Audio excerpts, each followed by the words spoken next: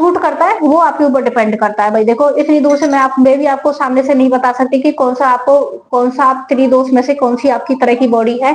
देखो पहले तो पांचों तत्वों के बारे में देखो, अग्नि, वायु, आकाश, पृथ्वी, जल। अग्नि डिसबैलेंस होगी तो आपको या तो भूख ज्यादा लगेगी या भूख कम लगेगी। जैसे कि आप खाना बना रहे हैं तो गैस की फ्लेम ज्यादा है तो खाना जलेगा, गैस की फ्लेम कम है तो खाना पकेगा नहीं अच्छे से। ठीक है, उसी तरह से ये अग्नि काम करती है हमारे शरीर में। एसिडिटी भी, ईएसआर वगैरह, एसिडिटी भी हमारे जलन पेट में भी इसी के कारण बनती है। ठीक है, अब आ गया हमारा वायु तत्व। वायु क्या करता है, हमें मूवमेंट कराता है। वायु के कारण ही हम कहीं से आना जाना मूवमेंट करते हैं। अगर ये डिसबैलेंस होगी तो हमें जॉइंट में पेन होगा।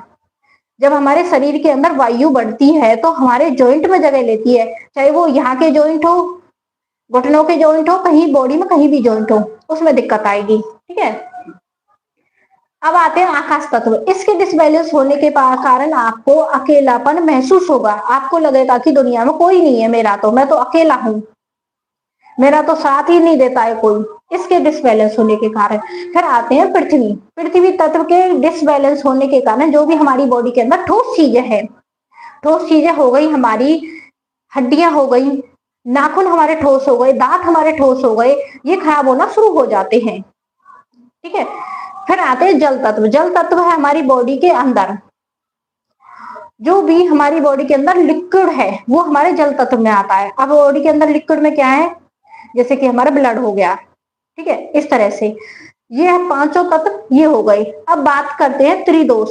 इनमें से कोई भी तत्व डिसबैलेंस होगा तो त्रिदोष कोई ना कोई बॉडी के अंदर आएगा। तीनों दोष एक बार में कभी नहीं आते किसी को भी। अगर तीनों दोष किसी की बॉडी में एक बार में है तो भाई वो तो फिर तो राधा रानी का प्यारा ही हो जाएगा, यहाँ नहीं रहेगा फिर वो।